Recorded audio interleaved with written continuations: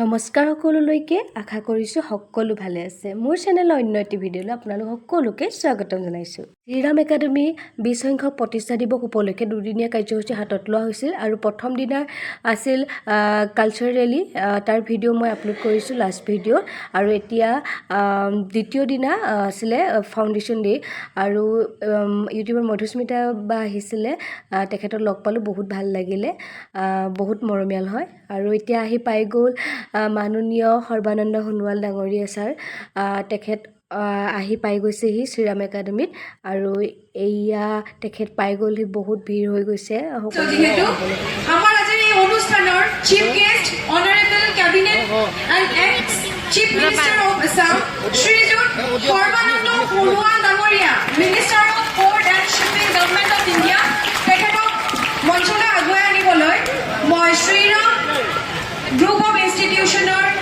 কৰ্মকৰ্তাসকলক অনুৰোধ কৰিছোঁ আৰু তাৰ লগে লগে আমি নিমন্ত্ৰণ কৰিছোঁ দুই এষাৰ আপুনি চমুপাত্ৰ ৰাখক ধন্যবাদ আৰু এতিয়া শুনোৱা হওক ঋষিকেশ গোস্বামী ছাৰৰ তেওঁ সুনীতা উইলিয়ামছ হ'ব পাৰিছে প্ৰত্যেকজন ল'ৰা ছোৱালীৰ মাজত each individual has got divine potentiality in him it is duty to develop that potentiality that possibility প্ৰত্যেক ল'ৰা ছোৱালীৰ মাজত প্ৰচণ্ডভাৱে লুকাই আছে দৈৱ শক্তি কিন্তু বেছিভাগেই আমি সেই কথাটো অনুধাৱন নকৰোঁ বা শিকাই নিদিওঁ চিলাই কাণখন নিলে বুলি কওঁতে আমি নিজৰ কাণখন খেপিয়াইছোঁ আমি এজনী সৰু ছোৱালী হাৰিয়ানা ক্লাছত বহি আছিল আমাৰ ইয়াত যেনেকৈ ল'ৰা ছোৱালীবিলাক আছে এইবিলাকেই ভৱিষ্যতৰ সম্ভাৱনীয়তা ইয়াৰ মাজতে APJ আব্দুল কালাম ইয়াৰ মাজতে কৃষ্ণৰায় অচ্যুত লহকৰ ইয়াৰ মাজতে ভূপেন হাজৰিকা ইয়াৰ মাজতে মামণি ৰয়ছম গোস্বামী ইয়াৰ মাজতে জিতেন্দ্ৰ গোস্বামী ইয়াৰ মাজতে ৰুবুল মাউত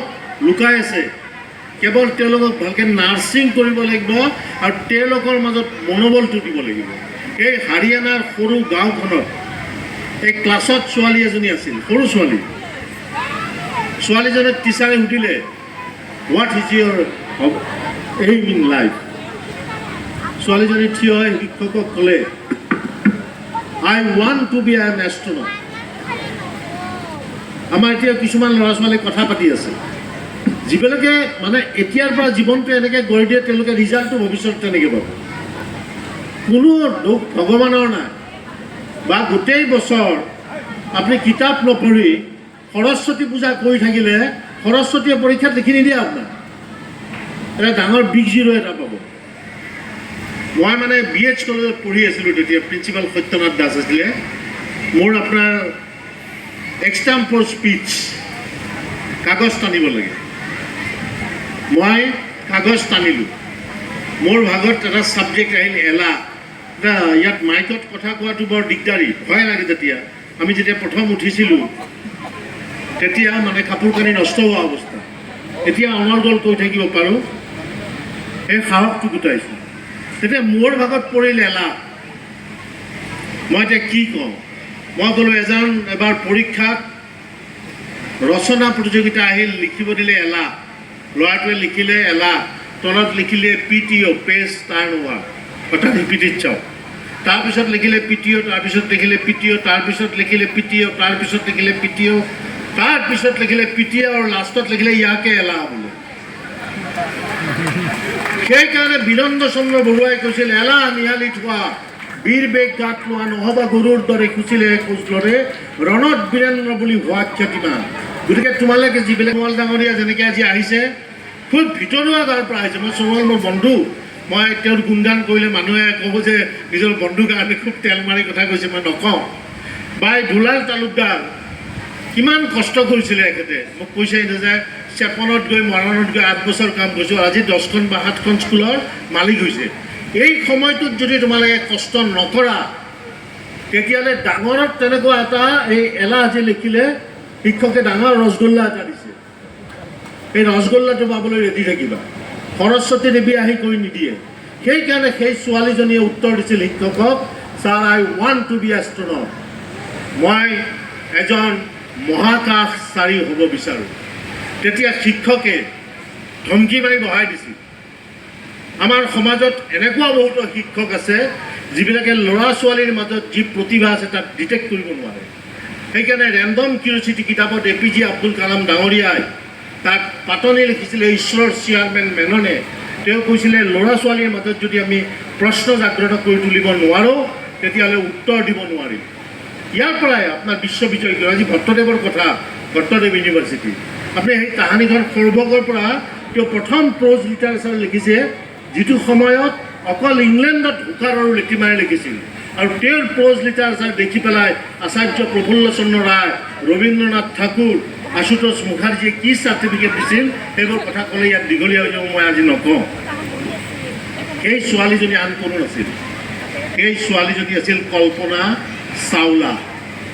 আৰু সেই কল্পনা চাওলা কলম্বিয়া জান লৈ পেলাই ওপৰলৈ গ'ল, ঘূৰি আহোঁতে মৰিল। আপোনালোকে জানে যিদিনা সুনিতা উইলিয়ামছক এলেন মাস্কে ঘূৰাই আনিছিল এই জানখনেৰে, আমি চাই আছিলোঁ।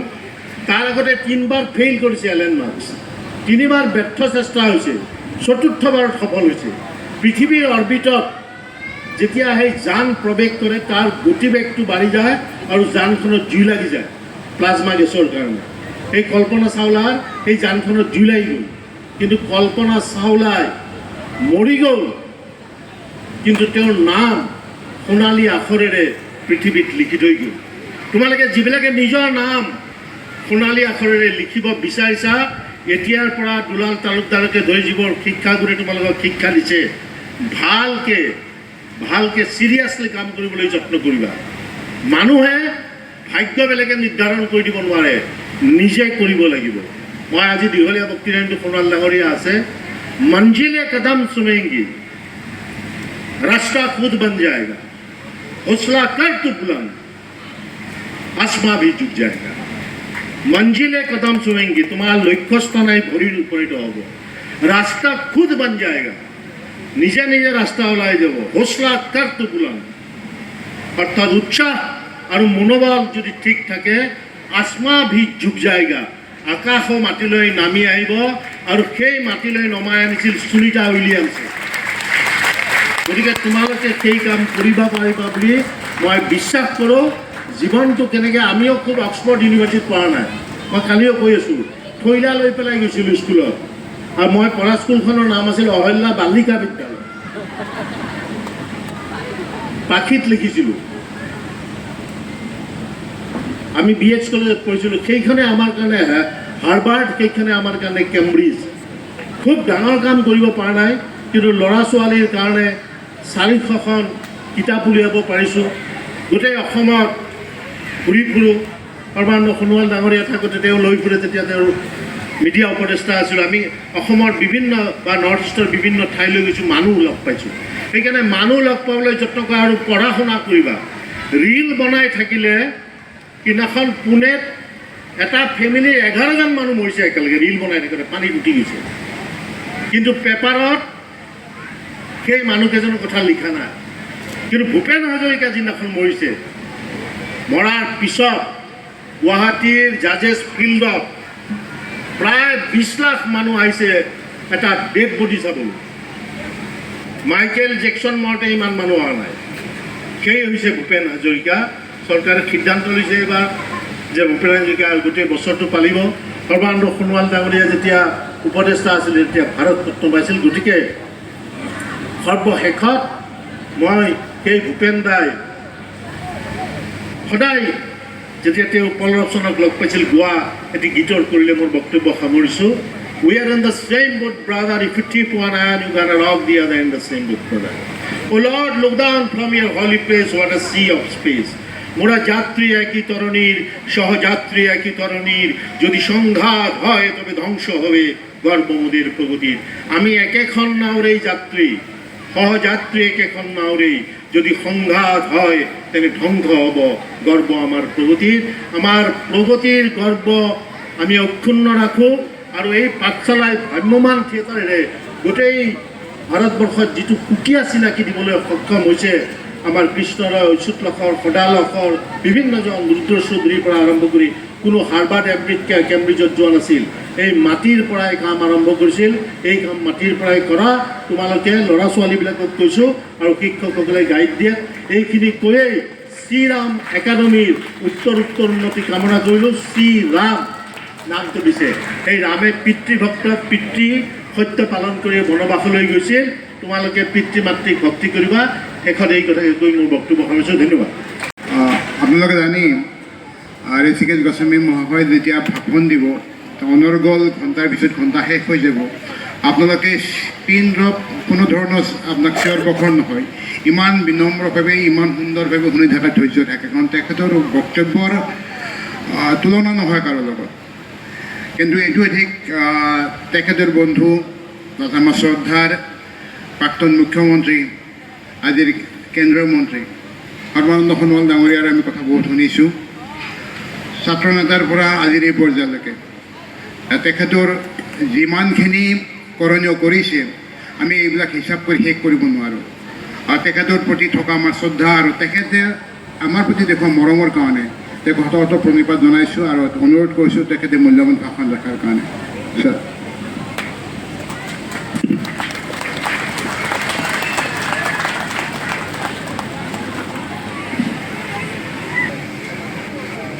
আজি এই অনুষ্ঠানৰ প্ৰধান উদ্যোক্তা পৰম শ্ৰদ্ধাৰ শ্ৰীৰাম গ্ৰুপ অফ ইনষ্টিটিউশ্যনৰ মাননীয় অধ্যক্ষ ডক্টৰ দুলাল তালুকদাৰ ডাঙৰীয়া, বিশিষ্ট ব্যক্তিসকল, শিক্ষক শিক্ষয়িত্ৰীসকল, ছাত্ৰ ছাত্ৰীসকল আৰু সাংবাদিক বন্ধুসকল, জয় জয়তী। আজি অনুষ্ঠানত উপস্থিত থকা আপোনালোক সকলোৰে প্ৰতি মই মোৰ আন্তৰিক শুভেচ্ছা আৰু শ্ৰদ্ধা জ্ঞাপন কৰিছোঁ। আৰু আমি সকলোৱে অসমীয়া হিচাপে এই বহাগ মাহটোত আমি সকলোৱে ৰঙালী বিহু উদযাপন কৰোঁ। অসমীয়া নৱবৰ্ষৰ উপলক্ষে আমি মিলিত প্ৰচেষ্টাৰে আমাৰ যিটো শতাংশৰূপীয়া সামাজিক সাংস্কৃতিক আধ্যাত্মিক পৰম্পৰাৰ মূল্যবোধ জীয়াই ৰখাৰ বাবে অপ্ৰাণ চেষ্টা কৰোঁ। গতিকে খেতিয়ক সমাজৰ এই কৃষ্টি, এই সংস্কৃতি, ইয়াক একবিংশ শতিকাটো আমি শক্তিশালী ৰূপ দিয়াৰ বাবে অসমৰ শদিয়াৰ পৰা ধুবুৰীলৈকে বৰাক ব্ৰহ্মপুত্ৰ আৰু ভাৰতবৰ্ষৰ বিভিন্ন প্ৰান্তত বসবাস কৰা আৰু বিশ্বৰ বিভিন্ন ৰাষ্ট্ৰত বসবাস কৰা অসমীয়া সমাজে এই বহাগ মাহতেই ৰঙালী বিহু উদযাপন কৰি আমাৰ সমাজৰ জ্যেষ্ঠজনক প্ৰণিপাত জনায়, বছৰটোৰ বাবে আশীৰ্বাদ লয়। এই পৰম্পৰা, ইমান সুন্দৰ মানৱীয় পৰম্পৰা আজি আমাৰ সমাজত বিৰাজমান। গতিকে অসমীয়া সমাজখনক যদি একবিংশ শতিকাটো সুন্দৰকৈ ৰাখিছে, সৌষ্ঠৱ ইয়াৰ বৃদ্ধি কৰিছে, ইয়াৰ অন্তৰালত ৰঙালী বিহুৰ উল্লেখযোগ্য অৱদান আছে। গতিকে প্ৰকৃতিৰ লগত পোনপটীয়া সম্বন্ধ থকা এই উৎসৱ, ইয়াৰ তাৎপৰ্য আমাৰ উঠি অহা প্ৰজন্মই উপলব্ধি কৰিব লাগিব। অৰ্থাৎ প্ৰকৃতি থাকিলেহে প্ৰাণী থাকিব, প্ৰকৃতিৰ অবিহনে প্ৰাণী থাকিবই নোৱাৰে। এই প্ৰকৃতিখন প্ৰাণীৰ বাবে সৃষ্টি কৰা হৈছে। ইয়াত যিমানবিলাক গছ লতা বন খাল বিল জান জুৰি পাহাৰ পৰ্বত ভৈয়াম সাগৰ মহাসাগৰ, এই বায়ুমণ্ডল সকলোবিলাক সৃষ্টিৰ অন্তৰত আছে। প্ৰাণী জগতক ইয়াত জীয়াই ৰখা, সুন্দৰ কৰি ৰখা, শক্তিশালী কৰি ৰখা, সক্ৰিয় কৰি ৰাখা। গতিকে এই কথাখিনি আমাৰ উঠি অহা প্ৰজন্মই বাৰুকৈ উপলব্ধি কৰিব লাগিব। আৰু অসমীয়া প্ৰতিটো উৎসৱে প্ৰকৃতিৰ ওপৰত নিৰ্ভৰশীল, আৰু প্ৰকৃতি অবিহনেতো আমাৰ খেতি পথাৰো সম্ভৱ নহয়। Plant life, animal life, human life, all kind of life system, living being are being protected by the planet Earth, by the law of nature, by the beautiful landscape that is being developed by Almighty. It is the biggest gift to the mankind, to the living being. গতিকে সেইবাবে আজিৰ তাৰিখত বিশ্বৰ মানৱ সমাজে বিশ্বৰ বুকুত যিটো গোলকীয় উষ্ণতা, তাপমান বৃদ্ধি হৈছে, যাৰ ফলশ্ৰুতিত আজি প্ৰাণী জগতৰ মাজত হাহাকাৰ সৃষ্টি হৈছে। এই অৱস্থা কিয় হৈছে? Why this climate change? How to combat this climate change? By taking adequate climate action by the human being. you and me must realize deeply for our own self-living, self-sustainability. গতিকে সমাজখন জীয়াই ৰখাৰ বাবে মানৱ সভ্যতা বৰ্তি থকাৰ বাবে আমি প্ৰাকৃতিক সংৰক্ষণ কৰিবই লাগিব। আজি বিশ্বৰ প্ৰতিখন মঞ্চতে এই বিষয়বস্তুক লৈ আজি প্ৰায় 800 কোটি জনতা বিশেষভাৱে ইয়াক লৈ ব্যস্ত হৈ পৰিছে। গতিকে আমি এই বজালিটো আমাৰ ছাত্ৰ ছাত্ৰীসকলে এই কথাবিলাক মনত ৰাখিব লাগিব। আমাৰ জাতিৰ পিতা মহাত্মা গান্ধীয়ে কি কৈ গৈছে, আমাৰ ভাৰতবৰ্ষৰ বুকুত পৰ্যাপ্ত পৰিমাণে আমাৰ মাজত সম্পদ আছে আমাক লাগতিয়ালখিনি পূৰণ কৰিবৰ বাবে, কিন্তু আমাৰ মাজত সেইখিনি সম্পদ নাই। আমাৰ লোভ আমাৰ সম্পূৰ্ণ কৰিবৰ বাবে। We have got sufficient resources to meet our need, but we don't have that much of resources to meet our greed. লোভে পাপ, পাপেই মৃত্যু। গতিকে সেইবাবে আজি বিশ্ব জগতত আমি আমাৰ অৰ্থনৈতিক শক্তিশালী কৰাৰ বাবে আমি আমাৰ প্ৰাকৃতিক যিটো অৱয়ব ইয়াৰ প্ৰতি আমি বিশেষভাৱে আমাৰ যিটো দায়িত্বশীলতা, দায়বদ্ধতা সেইটো আমি স্বীকাৰ নকৰাৰ বাবে আজি এই অৱস্থা হৈছে। গতিকে মই আমাৰ উঠি অহা ছাত্ৰ ছাত্ৰীসকলৰ বাবে কওঁ, হয় আমি অৰ্থনৈতিকভাৱে সবল হ'ব লাগে। প্ৰতিখন বিশ্ব ৰাষ্ট্ৰই বিচাৰে বিশ্বৰ আটাইতকৈ উন্নত ৰাষ্ট্ৰ হোৱাৰ, এইটো হোৱা উচিত, but not at the cost of ecology and environment. We are to grow our economy along with the ecology and environment. Ecology and environment and economy must grow hand in hand, not at the cost of ecology and environment. গতিকে সেইবাবে এইটো এটা আমাৰ সন্মুখত ডাঙৰ প্ৰশ্ন, তাৰ উত্তৰ দিব লাগিব আমি কামে কাজে। কাৰণ এই গছ গছনি, সেউজীয়া গছ গছনিবিলাক থকাৰ বাবে আজি আমাৰ যিটো ইণ্টাৰডিপেণ্ডেণ্ট ফেমিলি অন দ্য প্লেনেট আৰ্থ, গছ থাকিলেহে মানুহ থাকিব। মহাপুৰুষসকলে কিয় কৈ গৈছে, এক বৃক্ষ দশপুত্ৰ সম, কিয় কৈ গৈছে? এই গছ গছনিৰ প্ৰাসংগিকতা আমাৰ জীৱন যাত্ৰাত কিমান প্ৰবলভাৱে ই প্ৰভাৱ বিস্তাৰ কৰি আহিছে যুগে যুগে, এই কথাবিলাকতো আমি বুজিব লাগিব। গতিকে সেইবাবে মই আহ্বান জনাওঁ যে আমাৰ সেউজীয়া বাতাবৰণটো আমি সুন্দৰভাৱে সংৰক্ষণ কৰিব লাগিব আৰু আমাৰ জলাশয়বিলাক পৰিষ্কাৰ কৰি ৰাখিব লাগিব। পৰিষ্কাৰ পৰিচ্ছন্নতা ঈশ্বৰ পৰায়ণতা। Cleanliness is next to godliness. Why? পৰিষ্কাৰ মন, পৰিষ্কাৰ চিন্তা, পৰিষ্কাৰ কাম। আৰু সেই মানুহে সমাজ সুন্দৰভাৱে নিৰ্মাণ কৰিব পাৰে। অপৰিষ্কাৰ চিন্তাৰ যোগেদি আপুনি সমাজত ভাতৃত্ববোধ সৃষ্টি কৰিব নোৱাৰে আৰু আপুনি নিজেও সেই প্ৰদূষিত মনৰ পৰা পৰিত্ৰাণ পাব নোৱাৰে। গতিকে পৰিষ্কাৰ পৰিচ্ছন্নতা ঈশ্বৰৰ পৰায়ণতা। মোৰ এতিয়াও মনত পৰে, মই আজি কিছুদিনৰ আগতে কেইবাজন মানুহকো কৈছোঁ, মই মন্ত্ৰী এতিয়া হোৱা নাই, মই মন্ত্ৰী যেতিয়া LP স্কুলত পঢ়ি আছিলোঁ তেতিয়াই মোক আমাৰ প্ৰধান শিক্ষকে মন্ত্ৰী বনালে। আমাৰ আগতে এটা ব্যৱস্থা আছিল LP স্কুলত যে তাত আমাৰ ছাত্ৰ ছাত্ৰীসকলৰ মাজত দায়িত্ব ভগাই দিছিল। আমাৰ গুৰুজনাই, শিক্ষাগুৰুৱে কৈছিল যে তুমি প্ৰধানমন্ত্ৰী হ'বা, তুমি বৰ্গমন্ত্ৰী হ'বা, তুমি চাফাই মন্ত্ৰী হ'বা। আৰু মোৰ দায়িত্ব পৰিছিল চাফাই মন্ত্ৰী। চাফাই মন্ত্ৰীৰ কাম কি আছিল? পুৱাৰ ভাগতে গৈ পেলাই ঝাৰুটো লৈ, পিৰালিবিলাকতো চব মাটি লিপা ঘৰহে, তেতিয়াতো পকী ঘৰ নাছিল, ফ্ল'ৰবিলাক পকা নাছিল আৰু বেঞ্চবিলাকো কাঠৰ বেঞ্চ, এখন ব্লেক বৰ্ড আছিল আৰু খেৰৰ ঘৰ, তাতে কপৌ শালিকা সোমাই আকৌ তলত কেঁচুমোতা নানা ধৰণৰ পঁইতাচোৰা চুক ভেকুলী এইবিলাক থাকেই।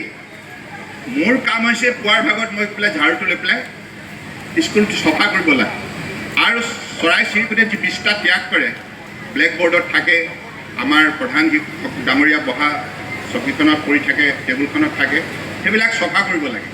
সেইটোৱে হৈছে চাফাই মন্ত্ৰীৰ দায়িত্ব। যে মই কওঁ মন্ত্ৰী এতিয়া হোৱা নাই, মই মন্ত্ৰী সেই পঢ়াশালীত পঢ়ি থাকোঁতে অৱস্থাতে মই মন্ত্ৰী হৈছোঁ। গতিকে তেতিয়া মই সুধিছিলোঁ যে এইবিলাক কাম কিয় কৰিব লাগে? আমাৰ প্ৰধান কাম হৈছে আমাক যিখিনি পাঠ্যপুথি দিছে এইবিলাক কৰিব লাগে। কৈছে ছাৰে কৈছে নহয়, পৰিষ্কাৰ পৰিচ্ছন্নতা ঈশ্বৰৰ পায় আৰু ঈশ্বৰক যদি পাব বিচৰা তুমি পৰিষ্কাৰকৈ থাকিব লাগিব, পৰিষ্কাৰ কাম কৰিব লাগিব, পৰিষ্কাৰ চিন্তা কৰিব লাগিব, পৰিষ্কাৰ আচৰণ হ'ব লাগিব, তেতিয়া তুমি মানুহৰ মাজত প্ৰিয় হ'ব। পৰিষ্কাৰ পৰিচ্ছন্নতাই মানুহৰ মাজত এগৰাকী ব্যক্তিক প্ৰিয় পাত্ৰ কৰি তোলে, প্ৰিয় ভাজন কৰি তোলে। গতিকে এই কথাবিলাকৰ প্ৰাসংগিকতা যুগে যুগে থাকিব মানৱ সমাজ থকালৈকে। আৰু মানৱ সমাজ বুলি ক'লে য'ত শান্তি আছে, সমন্বয় আছে, সেয়ে মানৱ সমাজ। সংঘাত য'ত আছে সেইখন মানৱ সমাজ কেনেকৈ হ'ব? হয়, আজিৰ যুগত একবিংশ শতিকাত বহুত প্ৰত্যাহ্বান, বহুত সংঘাত আমি সকলোৱে দেখিছোঁ, কিন্তু ইয়াৰ পৰিত্ৰাণৰ বাবেও মানৱ সমাজে নিৰন্তৰভাৱে একাংশই কাম কৰি থকাৰ বাবে বিশ্বৰ মানৱ সমাজৰ মাজত এতিয়াও বিভিন্ন কাৰ্যসূচীৰ যোগেদি সমাজ ঐক্যবদ্ধ হৈ আহিছে আৰু ঐক্যবদ্ধভাৱে কাম কৰাৰ সংকল্প লৈছে। গতিকে মই ভাবোঁ যে আমাৰ ছাত্ৰ ছাত্ৰীসকলে এই কথাবিলাক মনত ৰাখিব। মই এজন শিক্ষক হিচাপে ক'ব বিচৰা নাই দেই, আপোনালোকৰ এইখিনি মোৰ টিচিং নহয়, I am also' talking to my self. গতিকে মই বিচাৰোঁ শ্ৰীৰাম একাডেমীৰ তেখেতৰ যিখিনি গুণানুকীৰ্তন হৈছে, তেখেতে মৰাণৰ পৰাই তেখেতৰ জীৱন যাত্ৰা আৰম্ভ কৰিছে বুলি ঋষিকেশ গোস্বামী ডাঙৰীয়াই মোক ক'লে। মৰাণত মোৰ ৰাজনৈতিক জীৱন মই পাতনি মেলিছিলোঁ, মৰাণ সমষ্টি। এই সমষ্টিটোৰ প্ৰতি মোৰ বিশেষ মৰম আছে, শ্ৰদ্ধা আছে। মই সদায় ৰাইজৰ ওচৰত চিৰকৃতজ্ঞ।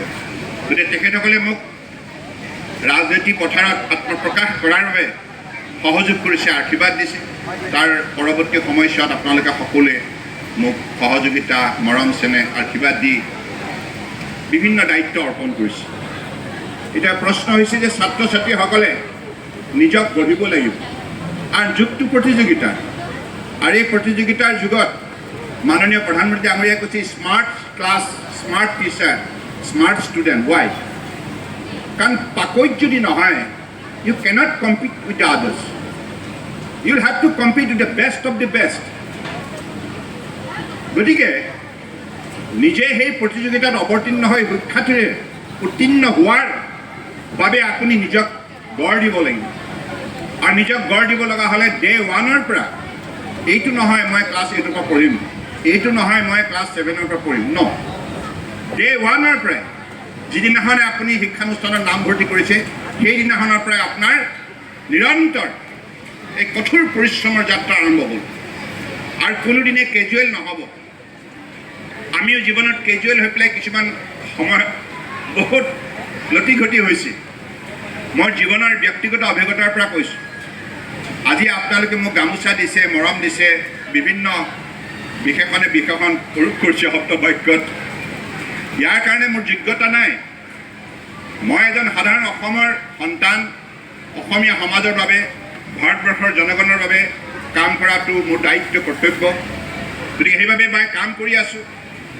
আৰু যিখিনি কথা এতিয়ালৈকে শিকিছোঁ আপোনালোকে শিকাইছে। গতিকে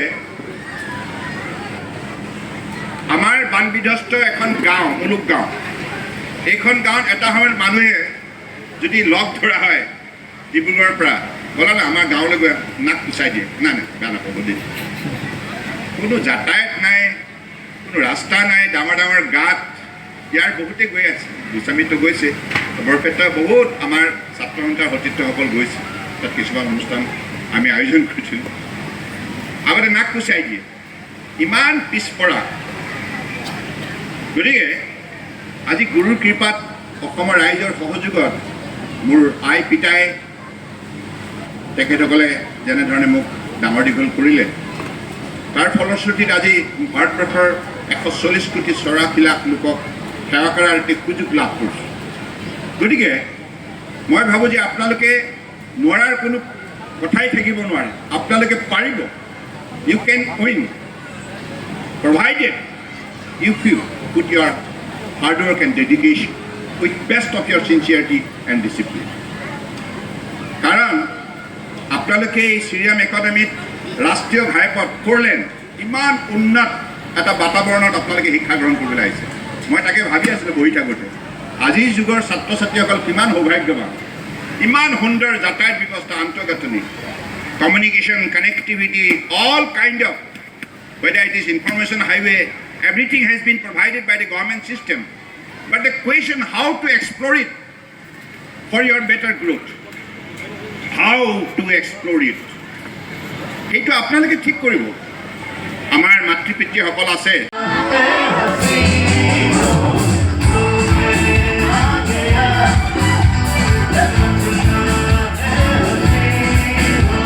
মই বেছি কথা নকলে আপোনালোকে মন থাকিব হয়নে আহক এটা হাত চাপৰিলে তেখেতক মঞ্চলৈ স্বাগতম জনাওঁ সকলোৰে পৰিচিত কণ্ঠশিল্পী অসমৰ গৌৰৱ জ্যোতি শৰ্মা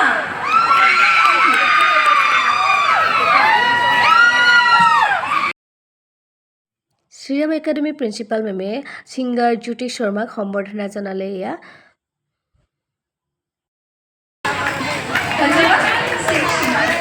Thank you. ধন্যবাদ সকলোকে ধন্যবাদ পিছে ৰঙালী বিহু শুভেচ্ছা অলপমান দেৰিকৈ হ'লেও সকলোকে ৰঙালী বিহু শুভেচ্ছা মোৰ ফালৰ পৰা আৰু লগতে অসমীয়া নৱবৰ্ষৰ শুভেচ্ছা দিয়া